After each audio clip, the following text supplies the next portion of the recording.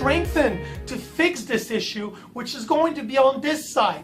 Okay, first thing we're going to be able to strengthen is the subscapularis, okay? Now what happens when we have an upper thoracic rotation, forward head posture, internal rotation, we have a tight lat. We're going to stretch out that lat, and after we can regain the strength of our subscapularis, and we do need to strengthen that internal rotator, which is fairly weak due to the shoulder blade positioning.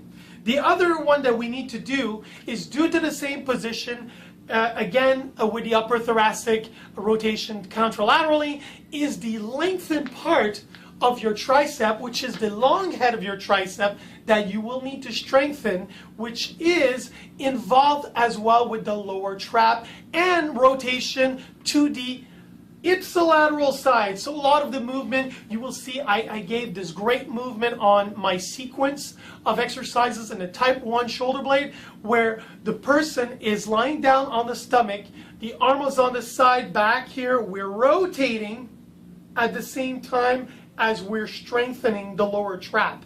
So this is a really great move because we're getting everything at the same time. We're getting the tricep, the lower trap, and we even get a little bit of a thoracic rotation on this side. So check that out. It's a great little video. And of course, the serratus anterior, always great for upward rotation, stabilization of the scapula on the thoracic rib cage, which we give as a serratus push, which is a perfect move to do when you have a type 1 shoulder blade posture, again in the sequence on a type 1 shoulder blade.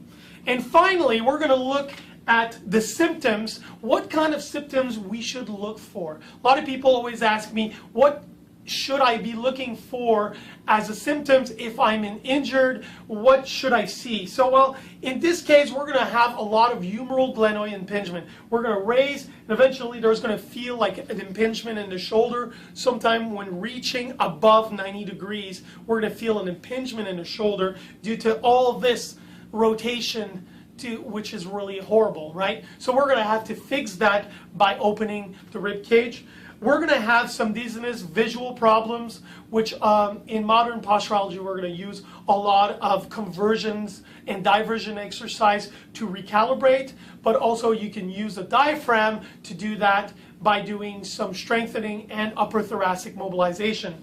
And finally, we're going to have a lot of superior T4, which is basically scapular bursitis. You're going to feel a snapping scapula, which is really not that fun due to all this pressure around this area right here, which we need to open up, okay? So, and finally, thoracic outlet syndrome, okay? So, a lot of people will feel sometimes stiffness in the back of the neck, nerve impingement going down the arm, okay? If you feel some nerve impingement, that's thoracic outlet syndrome. These are all symptoms caused by type 1 shoulder blade. So I hope you understand a little bit more why all the exercises in my sequence are very important and should be done from left to right. So on that, guys, thank you so much for watching this chronicle. Follow up on the next video, which is going to be everything described for type 2 shoulder blades. So thanks a lot, guys. I'll see you next time. Patrick Bell.